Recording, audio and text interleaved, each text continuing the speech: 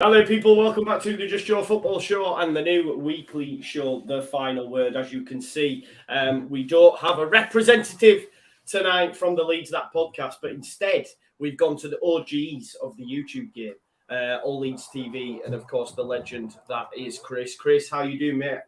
I'm good, mate. Yeah, you? Yeah, good. Glad to have you on as well, bro. I've been trying to get you on for a bit and you've been a bit busy and all that sort of stuff, but that's standard procedure. Luke, how's you and how's Auto Better? All good? All gravy, mate. Yeah, I think a couple of the lads got on there on Sunday. A bit spannered on Saturday night, so we had to delay the after-match reaction till Sunday. But thankfully I weren't on it, to be fair. Oh, cool. And I have got links to everyone's pod, and it's just reminded me I've not put all Leeds TVs in there because obviously I've got Leeds That, but I will put all Leeds TV in there as well now as we speak. And of course, Max, I know it was your birthday the other day. Happy birthday, mate. How old are you now? Cheers, mate. 25. Wow. Oof, great age. Don't even remember it. Neither do I, actually. I do not have a clue what I did on my team. Yeah, it was on the day of the game as well, so that was a nice present. Yeah, I've seen your video. What did you get up to?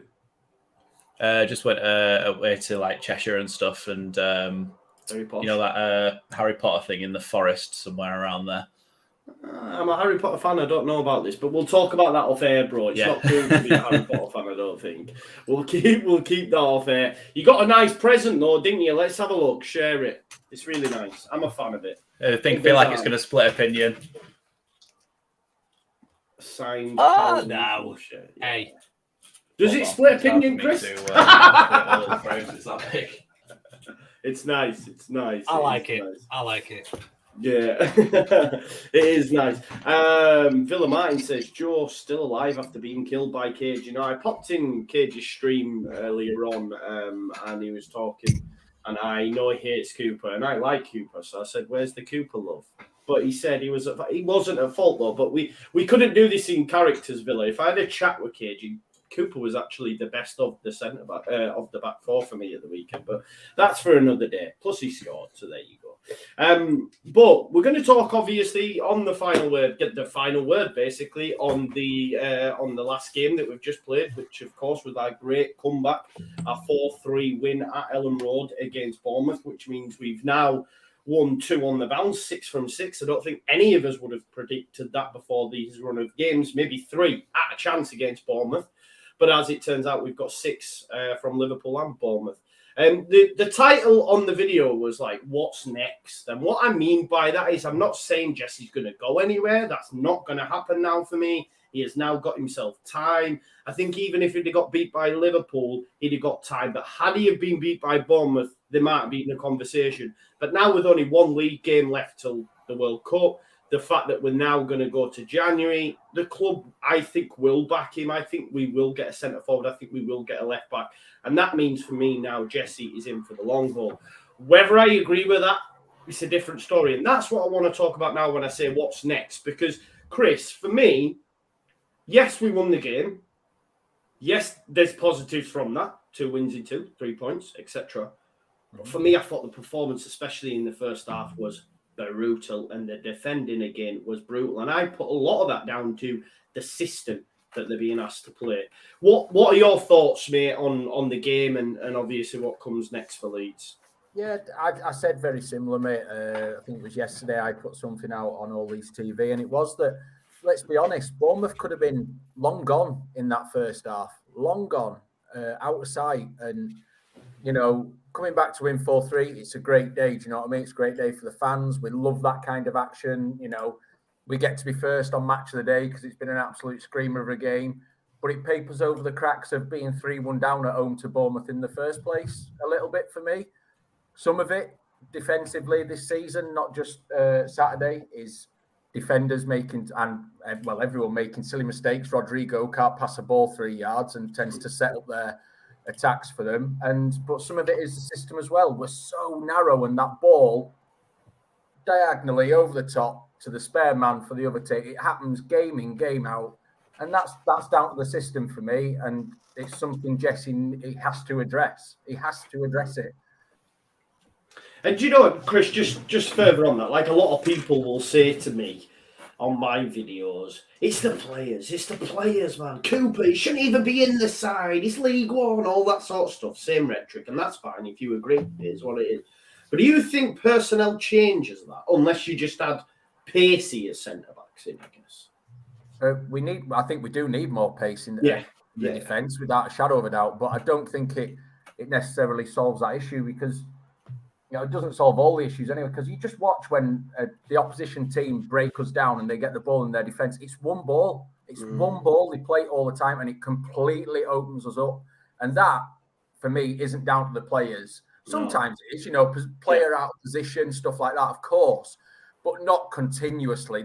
Then you've got to start looking at the system. Surely, if the players are making the same mistakes over and over again, there's not that many individual errors. And I know there's the League One Liam agenda that's never gone away, and it's a bit pathetic. I thought I still think he's our best defender, probably minus Pascal if he's in at centre back. I think he's our Rolls Royce of current defenders. But because we've got 0 left backs who can kick a football, Pascal has to go out there. Some of it's the system for me, mate. And I've said it, and I've got pelters for it as well. But it is what it is.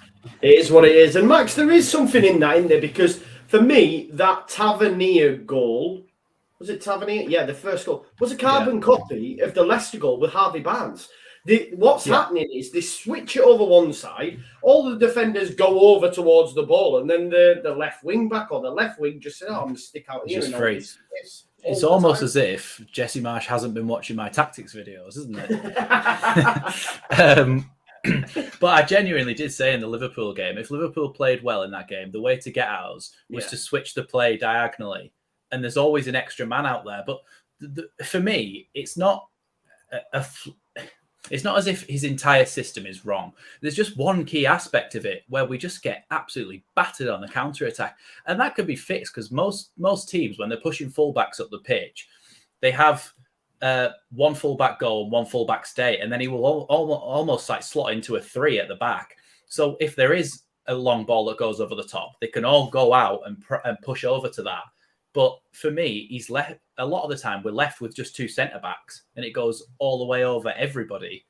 And you've got like we said in that goal, there was just somebody at the back post, and Rasmus was nowhere near it because he tucked in to try and cover somebody else. But it's the awareness sometimes is just not there, and I think that's a combination of like in the counter-attacking moments, like those corners. That's ridiculous when we've had our own corner and they run up the other end of the pitch and score or nearly score, because it happened a couple of times.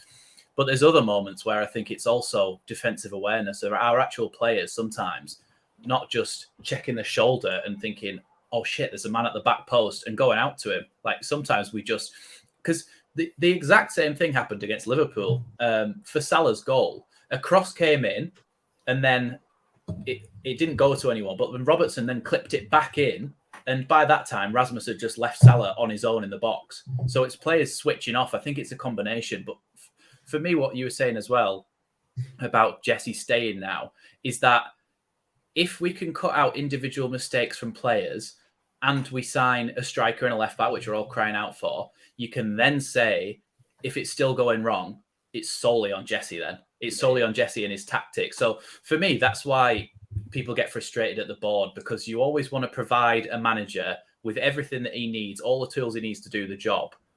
And once you've done that, then you can truly judge a manager, because he's got all the tools at his disposal on whether he's actually come up with a solution in game. So once that happens, hopefully we'll be able to see whether he is truly the man for the job.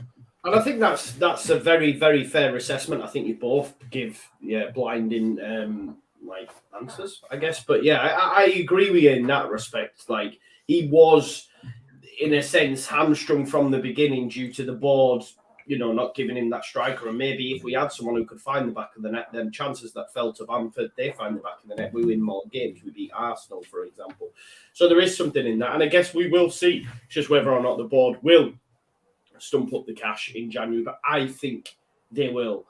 Maybe I'm a fool in that. I just want to, before we come to Luke, just want to shout out Hannah Bradley. She has just become a member. I believe she was already a member. Maybe she's just rejoined. So big up to you, Hannah. Thank you for supporting the channel and watching as is always. And the rest of the members in the chat as well. Big shout out to you all. And make sure you subscribe to all these guys' content. The link is in the description as well. Luke, I feel like them two have answered my questions really on Jesse's deficiencies. But from a positive standpoint, man, if we look at the game, I mean, at 3-1, I can't lie, I was time to go, mate. I've had enough. This is shocking. This is Bournemouth at home, as well as they've done all right, but they've done all right this season. But ultimately, we can't be put 3-1 down, especially, I think it was worse that it happened 3 minutes into the second half. I was like 3 minutes into the second half at 3-1 down. This is a joke. But what a turnaround, mate.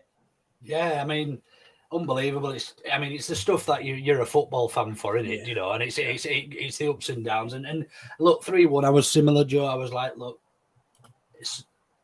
I almost knew after Liverpool, after such an energetic performance and getting the win, and you know, the emotions running high, that we were going to struggle against Bournemouth. It was almost a given for me. Although I was quietly confident we'd beat them. Going 3-1 down at home to Bournemouth's not on. I mean, relegation favourites. Their style of football is awful. You know, they've got a couple of big lads up top in Solanke and Kiefer Moore. It's very old school type football. They didn't play much nice football. They just knew how to get at us and you know, prompt our weaknesses out, I suppose. And they did it quite well. And went 3-1 up. As you say, end of the first half, probably should have been 4, maybe even 5-1 down. So we were lucky to go in at the break at 2-1. But yeah, second half, mate, what character. And I think the biggest thing for me, and I think I mentioned it last week, Joe, is them players. A difficult thing when you've got a manager, and the most difficult thing is when a squad aren't playing for the manager, and then players are still playing and they're battling for every ball for Jesse Marsch.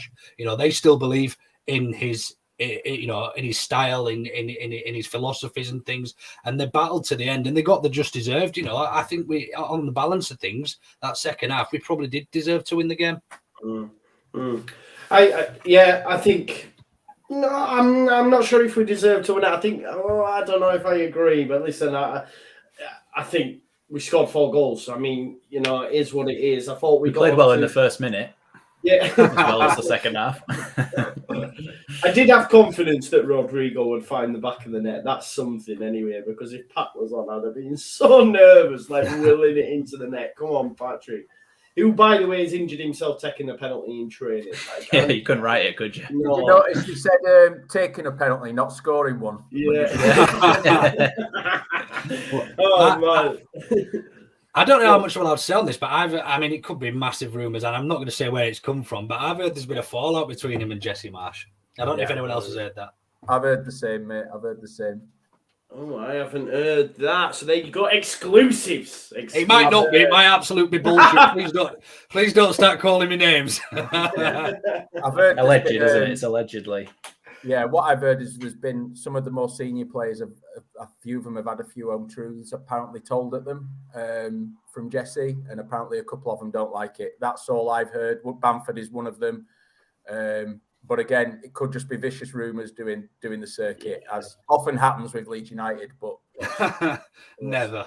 Yeah, I know, right? I still feel, and this is why people might not like to hear this, but I still feel like we're so much in that infancy in the Premier League, and that we will hear these sort of stories. Whereas I think of like massive clubs on social media, like the likes of Liverpool, the likes of Arsenal, and all that. I'm not sure. I don't know. I still feel the scene and Twitter and everything, everyone still knows everyone. It's mad, really, when you think about it, because I think as we grow, that'll just, it'll all go into the ether. But everyone knows something, don't they, about Leeds United, I find, at the minute. But, I mean, if Jesse has come out all guns blazing, maybe that's what they needed. Maybe he needs to look to the kids more often, because Chris, I seen you banging the drum on Willie and Yonto. You know, I'm very much of the thinking, me. This is how I always go. I go, look, if the coach don't think they're ready, they're not ready. And everyone's going, just start them, just play them. And I'm going, no, the coach knows more than me. That's how I always think about it. But you must feel vindicated, mate, because Yonto, the 2 games that he's come on, I mean, he's been involved in both goals. Exceptional. Sort of, mate. Yeah, I do. I guess it's nice when it comes off when you are screaming for something to happen, and then it pays dividends. But I'm sort of at the same mindset of you normally, because at the end of the day, the coach sees them day in, day out. The reason I've been screaming for Willie Gnonto is if Maldini thinks he's good enough for Italy, then I'm pretty sure he's good enough for bottom half of the table in the Premier League, Leeds United. That's just me stating facts. Do you know what I mean? So that's why, and again, good old YouTube, seeing videos of him, I'm like, that kid's absolute grease lightning, and it's clearly he scares defenders half to death from what we've seen already. So I'm pleased it's paid off for him, because I think the lad will be full of confidence now, and I think he's going to be an absolute baller for us. So, whereas if he'd have had 2 bad games coming on, gone blurry, obviously. Censored. But if it had gone badly for him, then you know what some Leeds fans can be like, and he'd have been like, waste of money, blah, blah, blah. So I'm glad it's gone well for him, and Jesse's got another option now. Yeah. Leeds fans like me writing players off before they've been given a proper opportunity, like Somerville, Max. I mean, I battered Crescencio Somerville. I was like, the guy's not it. I want him to go play in Europe. He's not big enough. All this sort of stuff. I said all these same things on my streams when I was watching games. I said the same about Somerville in the past. But it was what we were seeing earlier in this season. It was what we were seeing. So all you can do is say what you see. And in those games that he played earlier in the season, I didn't see anything from him that made me think he's worthy of a first-team place. He's now proved that. So we're all willing to change our mind.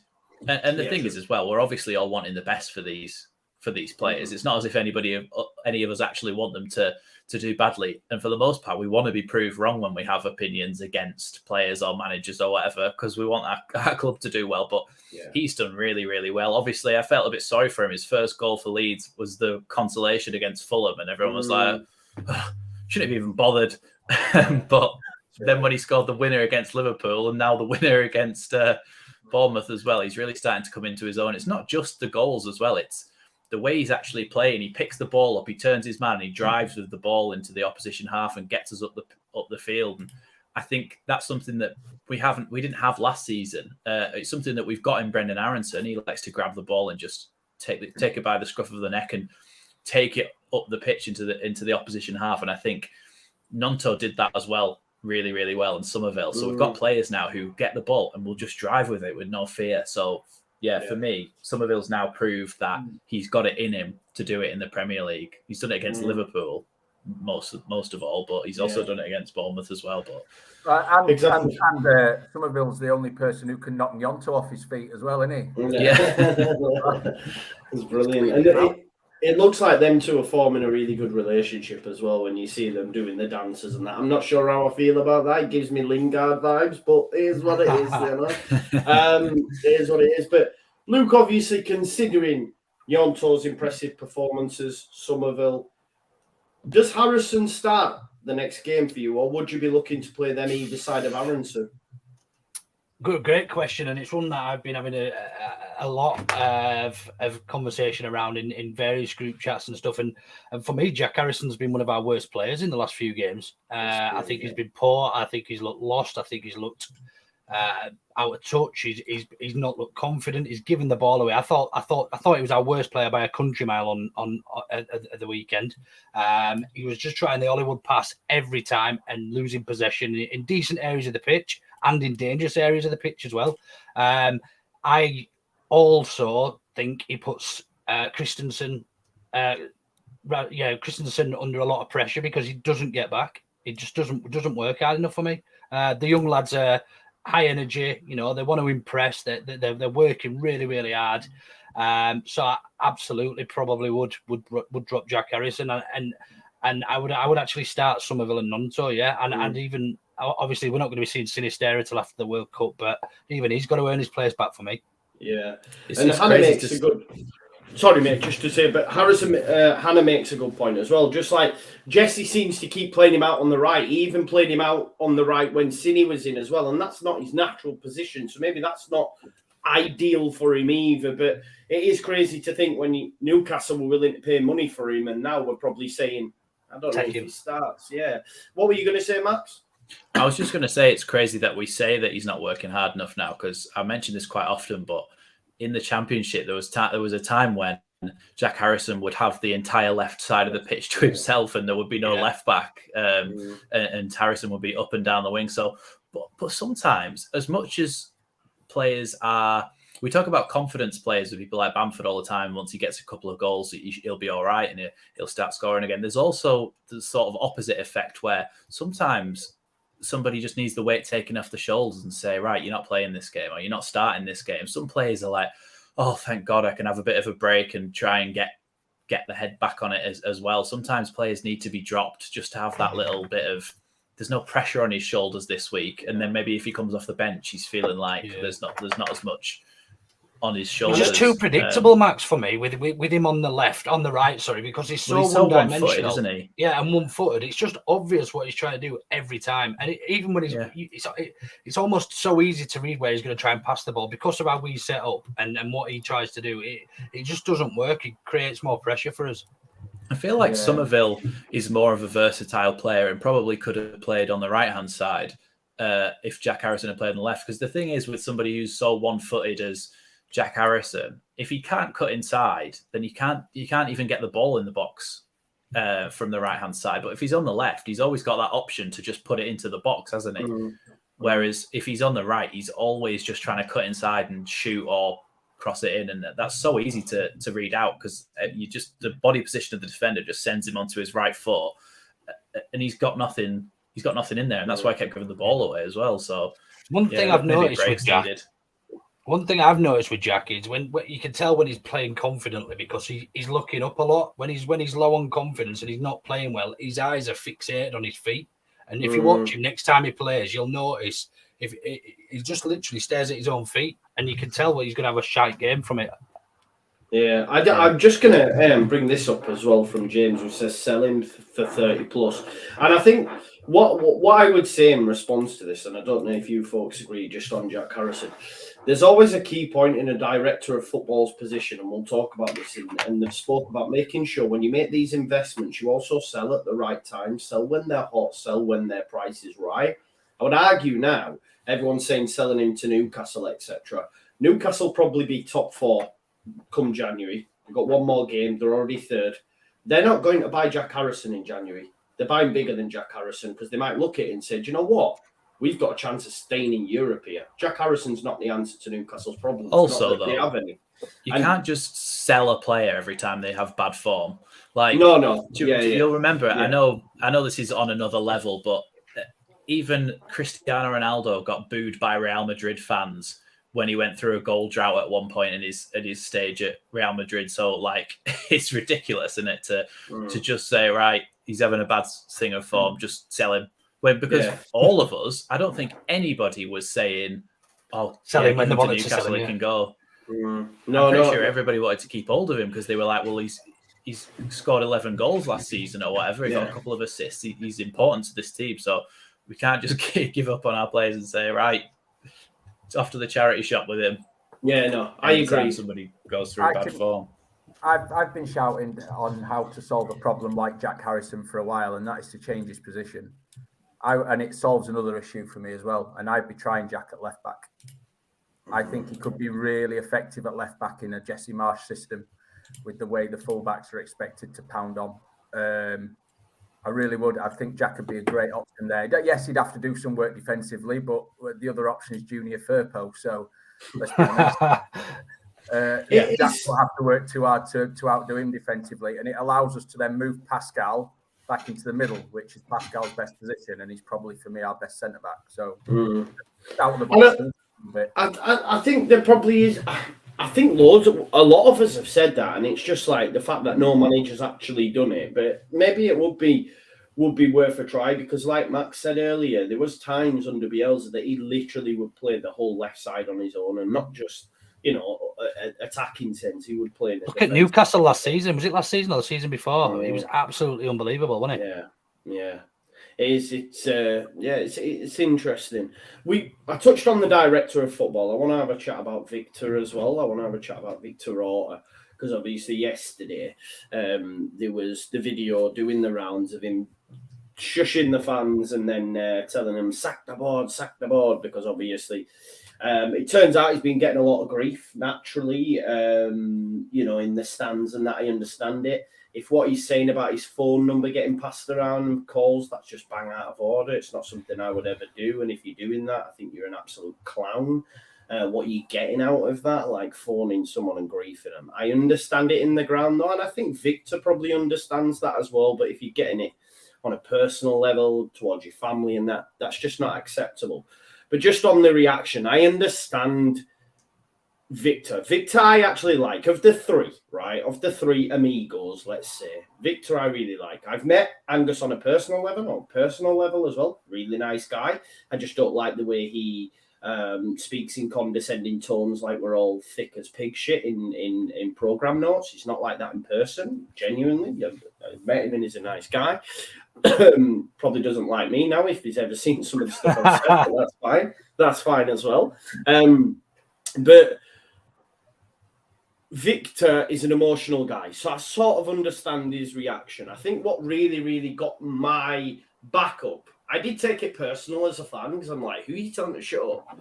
Like, I have a season ticket. I haven't gone this season. Had I have been going, because I made a decision to, have a crack at this, but had I have been going, I'd have got even more annoyed because I know what it takes to get to the ground, to go to the games, and do all that stuff, and the money it costs, and then to be told by a guy who's just cost the club 18 million a couple of days before on what was probably the worst transfer in our history to shut up. I'm like, you do not have a right to say that, It's like in the first season in the Championship when Patrick Bamford went like this after he scored a tap-in, and I was like, hang on a minute, mate. You don't have a right to do that because you've been missing sitters left, right, and centre for the whole season. So don't be coming with that.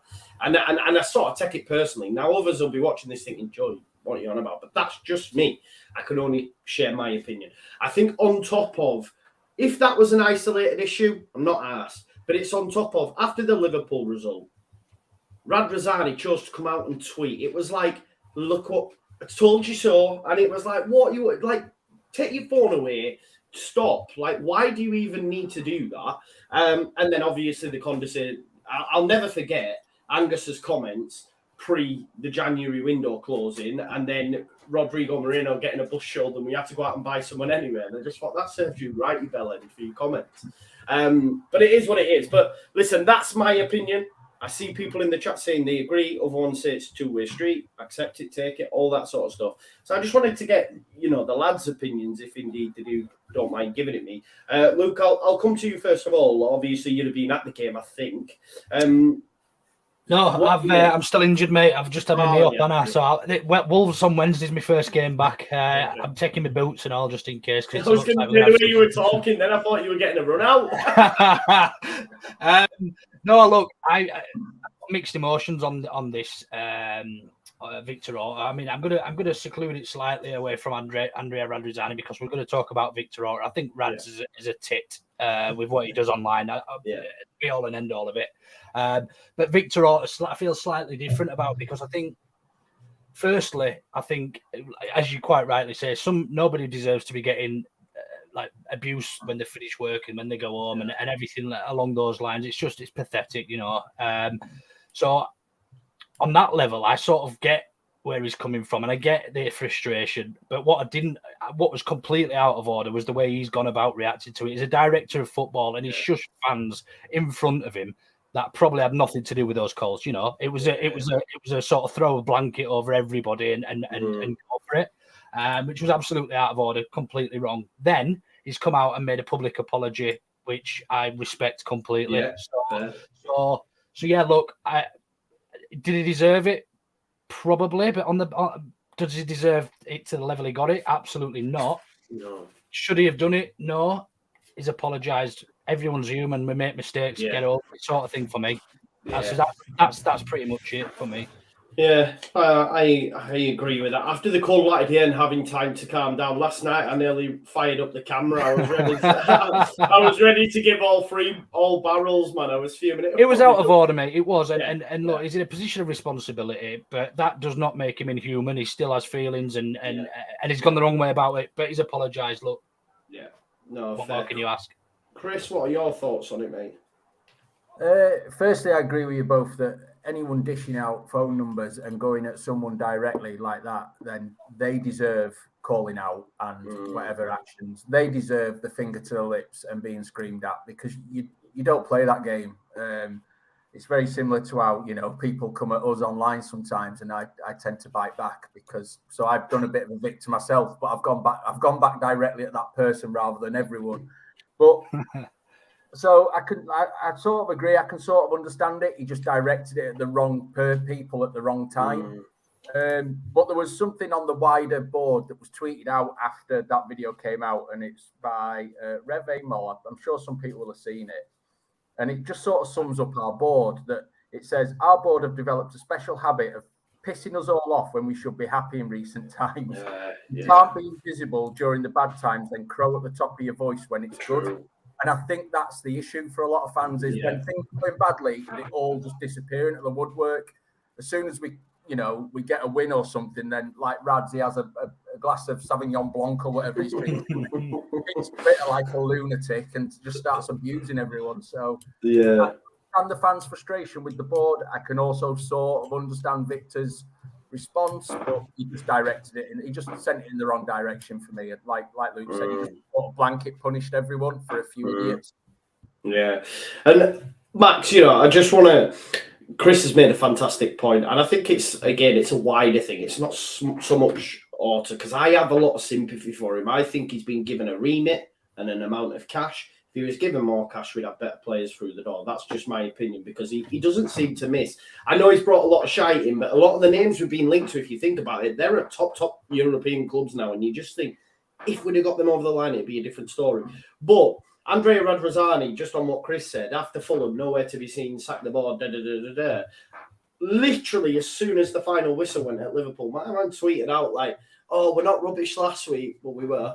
We're not champions tonight. It's a long journey, working and improving together, game by game, as always have been in these 6 years. I had the honour to join this unique club." And it wasn't even a case, like he could have said that the day after, whatever. It was literally almost at full time. And I was like, why? It was like he was going like that to us.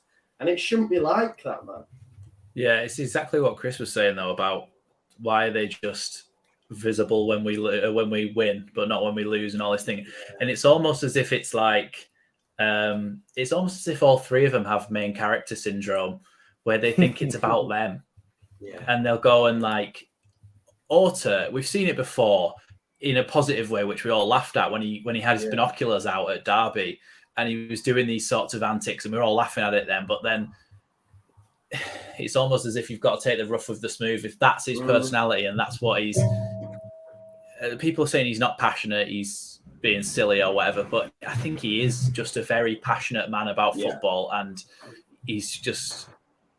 He thinks it's personal about him. He thinks that everybody's against him. He thinks that everybody's giving him abuse. And it's not specifically him. It's all three of them. It's people are thinking Radrazani's not coughed up the money. We don't know who's responsible for the money, whether the 49ers didn't want to put any more in or what. But the point is, people are also like, well, Radrazani's got to take something to blame. Kinnear's program notes, Orta's transfers like JKA. But I think sometimes Orta takes it personally as if it's all on him and everybody's saying that he's doing a bad job. But I don't think it is. I think it's we haven't backed the team properly like we should have done. We had a net spend of nothing. And so I think it's just a culmination of everything. And I think that it's just sad, really, that we win a game like that and we have to talk about negatives and we have to talk about the way that our board are acting, because in reality, we shouldn't even know anything about it, should we? We shouldn't have even seen any videos. We shouldn't have seen any pictures. We shouldn't have seen anything. They should just be silent in the background thinking, right, job done. We've done a good job bringing these players in or whatever. Or even just, like, it's not even the end of the world if, say, Radrazani sometimes tweets about the players, and so if he tweeted a picture of Tyler Adams and put how good was this guy today or something, I'm sure nobody would mind that, because it's not like Forshaw where he was trying to rub it in people's faces and say, when everyone was like, where's our new midfielder, and he put it's Adam Forshaw. Do you know what I mean? So it's not as if they have to be completely mute, but they can say, oh, Brendan Aronson was fantastic today, and they're still responsible for signing him, but it's not, we haven't all been going, oh, he's crap. Do you know what I mean? So I feel like they always try to use stuff that we've said as a stick to beat us back with, and it's like we're supposed to be singing from the same hymn sheet. I think I get the feeling that they like digging their own grave as well a little bit. Like Rad's saying, it's impossible that we can get relegated this season, and Victor doing that on Saturday. And if we get relegated, they look absolute tools for the things they've done. Just stay quiet. And it's like, sorry, if we then, right, this is the thing. If we then now lose to Spurs, come back after the international break and lose a run of games, everyone will be going, why are you telling us to shush now, Victor? Where are you? Do you know what I mean? Yeah. No need. Yeah. Go on, Luke. What were you going to say? It goes back to that, what Max was saying there about the rough with the smooth. Look, if we've got a small contingency of fans who hate the board, no matter who our board is, they're going to hate them because that's who they are. Do you know what I mean? We've got, but the board as a whole are punishing all of the fans for these idiots. And it's as simple. I mean, how much did we all love Victor's antics at Derby? We all buzzed off it, didn't we? With the binoculars and the flag and everything else. We all love it. We can't then almost judge him for being over passionate when it's against him. Do you see when he's been a little bit more reactive? So I think it's over with. I think we're making probably a bit, as fans, we're making a bit too much of a deal out of something, but we're quite right in that. Look, we should be focusing on positives after we're in. Yet well, the four of us and everybody else watching is listening to us talk about the board. Yeah. Do you know what I mean? Yeah. No, that's fair, and we will move it on. I just wanted to get everyone's opinion. James, an American fan, thank you so much for the super chat, brother, and thanks for subscribing and getting involved. He says, as an American, I'm biased in favour of Jesse, more for US coaches overall than him, and I do understand it would be a success for an American coach to do well in the Premier League, 100%. He says, but I do think he has the lads buying in. I think we all agree with that. I think we've seen that after Liverpool and the majority of this season. Especially his new signings. I think one of the key things after Liverpool, I remember Tyler Adams ran straight over to Jesse and hugged him. You know what I mean? So it shows you how much they're bought into it. He does say, though, no doubt I will say, playing a high line with Cooper and Llorente at left centre-back is tactical suicide. I asked, obviously, Chris that earlier. And we said, does personnel change the defensive frailties? But one thing Chris said, and I do agree with massively, is we do need a little bit more pace at centre-back, you'd have to say, because none of them. And Cox started well, but for me, he's been shocking for the last few weeks as well. I don't know. I thought it was poor at the weekend, but before that, Liverpool, he was good. I didn't think he was that bad. In fact, I thought he was probably one of our better players at Liverpool. I think he had a shocker against Bournemouth because he doesn't like being manhandled by big lads, and I don't think that's his game. I don't think that Cooper doesn't mind a bit of that, but he's not big enough to do it, and that's where we struggle. But no, I think we've been a bit harsh on Cock. You're being a bit harsh on Cock, shall we say, Joe? Because I think they have steadied up before Bournemouth. We've looked all right defensively. If you look at Liverpool and everything in between. So everything before. So sort of agree, but sort of disagree. I think Cock and Cooper is our best two centre backs at the minute because we haven't got a left back. But I think moving forward, Strike, whatever you want to call him, and an improvement at centre back probably moving forward. I mean, Llorente has been an absolute waste of money, hasn't it? Shocking. I think that sometimes Cooper gets bashed by a lot of the Leeds fans, and then like Lado, who left the super chat, he will come in where basically it's very easy to be influenced by all the noise around a certain player at a certain, like you go to, say you went on any social media of any club in the Premier League, you'd find a certain player that gets bashed all the time, wouldn't you? But for me, sometimes you just need to take all of that out of the equation and just watch the recent games, like regardless of what's happened in the past couple of years ago, mistakes Cooper made in the Championship or whatever, doesn't really matter, does it? It matters what he does game to game, and without him, he scored the equaliser, and he gave the ball to Nonto for him to run the length of the pitch, just flicked it into his path, like Joe tweeted, and someone had him off saying that you'd said deft header or something, but it was a nice little flick into his path. Did you like I put the English dictionary definition of what a deaf header was? He had no response. He didn't. But he had the presence of mind. Instead of just hoofing it into touch or whatever, he just flicked it into his path and went, go on, son, get running. But It was a great header. I do feel So like he good. offers leadership, and he isn't really. You can't say that many of the goals have really been his fault this season. Obviously, a lot of them have come from Diego Llorente having a howler, and he's lost his place in the team because of that. And then there's been other ones where Rasmus, at the earlier stages of the season, was giving a lot of goals away. But more recently, I haven't really seen anything that Cooper's done terribly wrong. And we're the worst team without him, aren't we? Yeah, because I think it comes down to leadership. I really do think it comes because Koch and Strauch they're both good with the ball at feet, composed defenders, and can win a tackle, and we know that. But Cooper, although he may not be technically as good a defender as those two, I feel like he just organises most of the time. As much as he can do, he organises the players around him a little bit better than I feel. Even though we were so terrible in that first half, I feel without Cooper, if we'd have had Llorente in there, we would have conceded those extra goals. Good leaders, you can't put a price on a good leader. Anybody who's played any sort of level of team sports, you will remember the good captains that you played with at any sport, whether it be rugby or football or cricket or anything. And there's a lot to be said for a good leader, and he clearly is a good leader. Yeah, I mean, I thought it was quite telling the way that he celebrated as well. I thought that was quite. I don't know. It was very.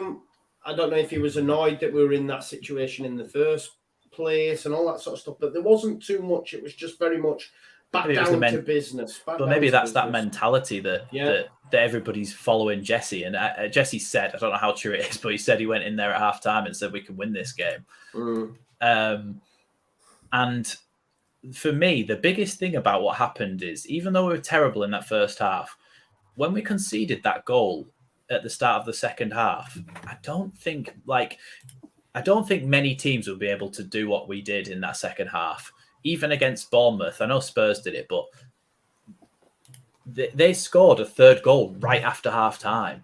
Yeah. At half time, Jesse's gone in and said, right, it's only 2-1. We need to do this, and this. We've conceded straight away. For me, a lot of players will be like, their heads have gone. It's gone completely out the window. They think there's no way of coming back into it. But to show the character that they did to still go and have the comeback, even after conceding straight after half time, is more to me of a comeback than it was. Do you know what I'm trying to say is if they'd have just gone in 2-1 at half time and then come back in the second half, but they conceded after half time, which is team talk out the window, but they still managed to do it, I think is impressive, is what I was trying to get to.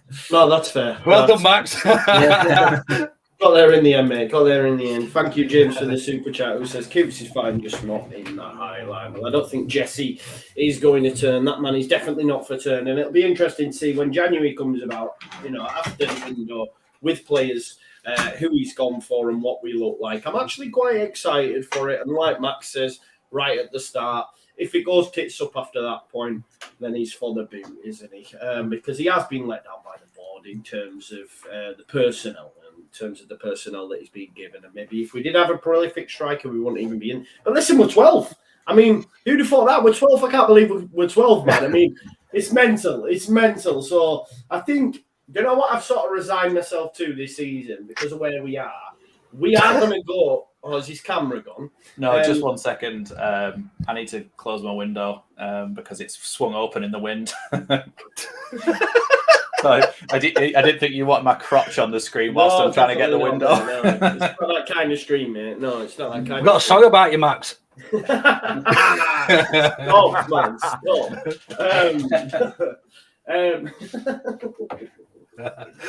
Anyway, I forgot I've lost my train of thought now. What I was I genuinely don't know what's happening here either, Hannah. Christopher says get the Joe's in the chat. I don't know what that is. What's that? What is that emoji? It's an orangutan, isn't it? Oh, right. I don't know why that. I don't know what that's about. Okay, so what was I talking about now? Next, right, we've got Wolves Wednesday. Quick turnaround. Wolves on Wednesday. Chris, are you wanting like wholesale changes, just play the kids? Obviously, the under-23s played today. There wasn't that many of them missing. So do we just mix it up? Do we see Perkins, Joseph, Nyonto, all of them from the start? Perkins and players like that, yes. Nyonto, Somerville, Greenwood, Gelhardt, no, not for me. Rest the first teamers now. Play Harrison, play Bamford. And I'm deadly Ailing serious. click. I'm deadly serious. If Llorente. these players need a bit of confidence, Bamford, potentially needs a goal. Yeah. Harrison needs to do something. Play him against Wolves, who are having an absolute shocker this season.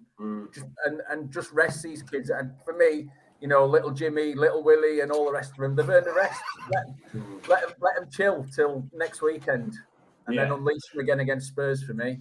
Yeah, definitely. Christopher says, explains, well, they're small, hairy, and ginger, meaning I was small, hairy, and ginger. Now I understand it, bro. Thank you for clearing that up for us. Is it the same for you, Luke? Just wholesale changes? What about JB? Someone's just mentioned as well. Michael Pollard says, Wolves, JB, Harrison, Bamford, spot on, Chris. Yeah, I'd literally play all the fringe players and all the 21s who are probably almost good enough.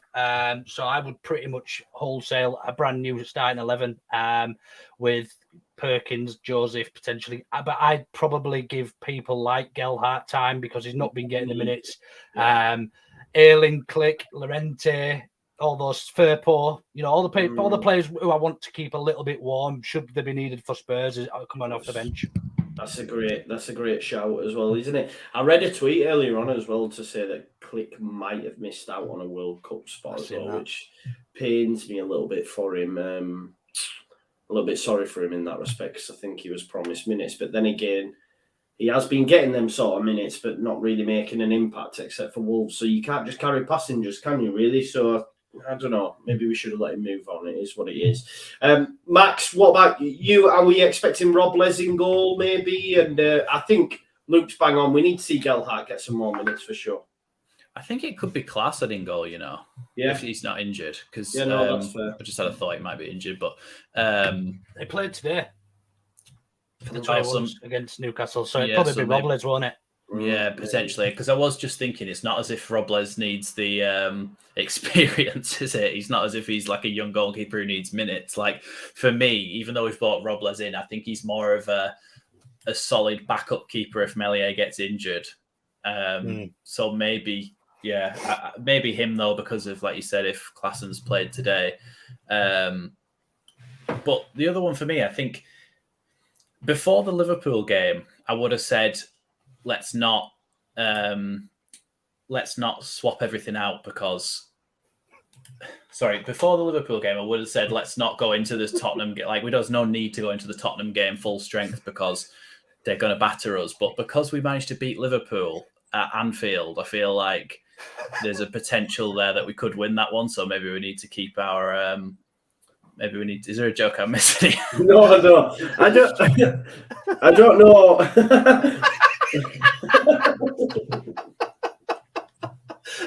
There isn't a joke you're missing. Capital Radio, Joe. Eh? Turned into Capital Radio giving shout-outs. I know someone's asked for a shout out, but I don't know. Whenever I get shout outs, I have to read the name over and over in my head to make sure that it's not like a dodgy name. In case it's like one of the ones that Bart Simpson phones into Moses. Yeah, exactly. Like Amanda Hug and Kiss. I'm reading it over and over. I could. My brain was just going over watching Joe trying to read it. And Max, bless him, we're the only one that was switched on, just talking football, and there's us three just trying to make out what's going on. Yeah, I'll go for it anyway. Jimmy Goodman says, can you give a shout out to my girlfriend, Kelsey Nolan? Shout out to Kelsey Nolan. Thank you for watching, mate. Sorry, I struggle to do two things at once. So when I'm like saying it, I'm going, can I say that? And I seen them two react, and then I was going, can I say it? I don't know. Because I've been burned by that before. Anyone who watches All Leeds TV from way back in the day, we did a transfer show. It's Beauty, and someone came in and said, we're interested in, there we go, this is it. We're interested in Phil McCracken. But I went from Scotland, right? And I was going, Phil McCracken,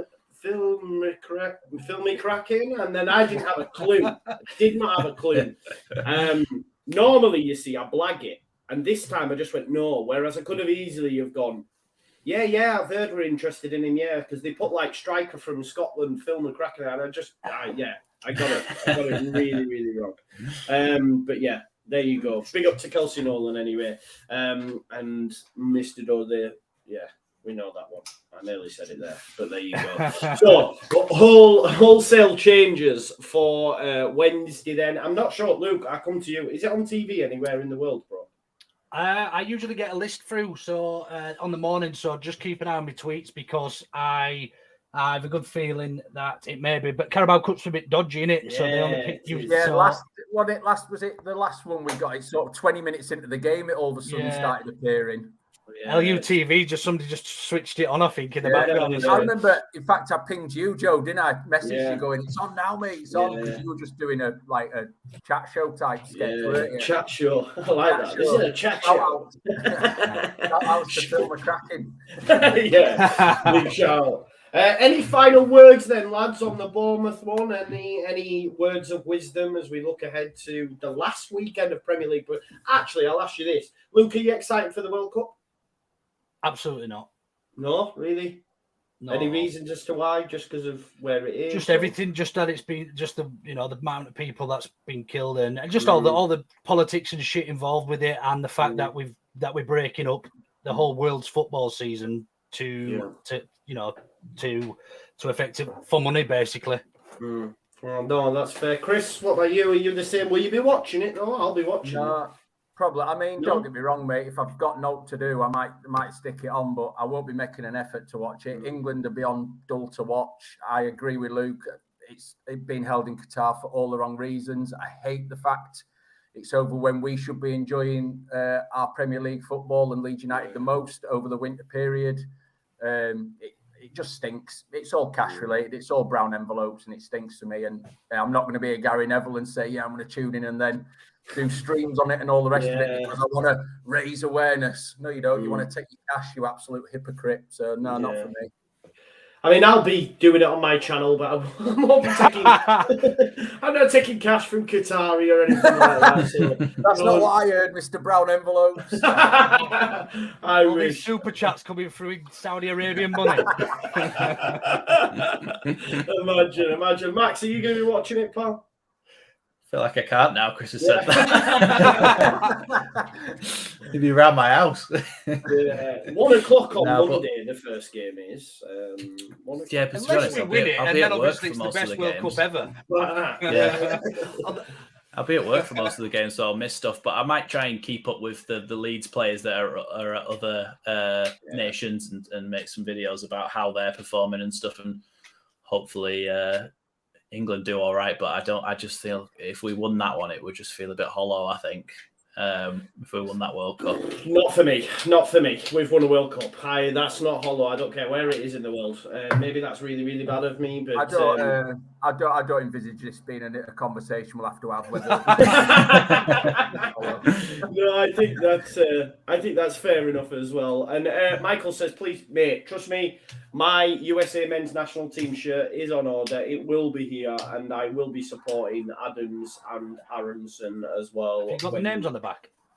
I don't do that, bro. No, although I did consider it. If you had Adams and Aronson on the back, the A team. To be honest, I do it for my son, so that's the way I get away with it. So like, when he's 4, I get his name and 4, or when he's not 4 every year, but I get his date, his birthday. But then at Christmas, born on April 29th, was it? I get his his favourite player, but obviously it's my favourite player. So we've had Phillips, we've had who have we had? What were the first? Phillips, Click, Rafinha, and then this year it's going to be Adams. He's going to get on the back of his shirt. Fast, mate, he's unbelievable. I love him. Next captain for me is Tyler. Yeah, do you think?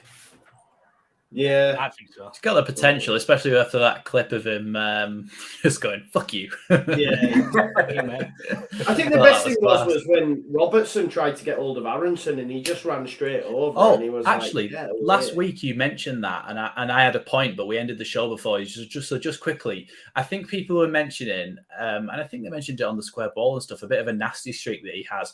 I don't think he does. I think what he is very protective, and I think it's whenever anybody anybody goes in on one of his teammates, when everyone puts a bad tackle in, he's straight over there because he's like, and that's for me even more of a leader quality than just a little bit of a nasty streak. The fact that no matter what happens, a young player, an old player, somebody goes in on one of his mates, he's over there like a shot. Yeah, he's over there like a shot, having a go at them and getting in the face and saying, "You can't do that. These are my mates." So yeah, I think that's class from him. So yeah, that is captain material, leader material. But he's my still favourite only player 23. now. Yeah, My favourite player. Do you think people wanted that more Kamara as well, eh? Come on now. Never doubt me. I told you. Anyway. It is what it is. You know when I'm actually feeling sad, yeah? Sometimes I go back and watch and read the comments on that video. I can't lie. Every time Adams does well, right? I'll go on Twitter. I'll go on my handle, right, and search Adams, and then there'll be a video that I posted out about him, and the comments are like, "He's shy, get Kamara," and I just like them. So then people notifications say Joe's liked a tweet from back in June. Not that you hold a grudge, though. Yeah, exactly. Random YouTube says, "Evening, Joe. Evening to you as well. You're a bit late, mate. So we're just about to sign off. But if you want some more content, check out Chris at All Leeds TV, Luke at Ought to Know Better, and Max at Leeds Lately. That's a mouthful. And also make sure you check out the Leeds That podcast as well, who will be back with us very, very shortly. And hopefully Chris will come back and see us as well. So yeah, listen, thanks everyone for watching. And we'll see you next Monday. We will see you next Monday because we've got another game. I don't know what we'll do during the World Cup. Maybe we'll do a World Cup roundup or something like that. I'm not too sure. But we will see you. Enjoy the rest of your evening and have a good week, people. And I'll hopefully be live on Wednesday if it's on TV. So yeah, see you in a bit.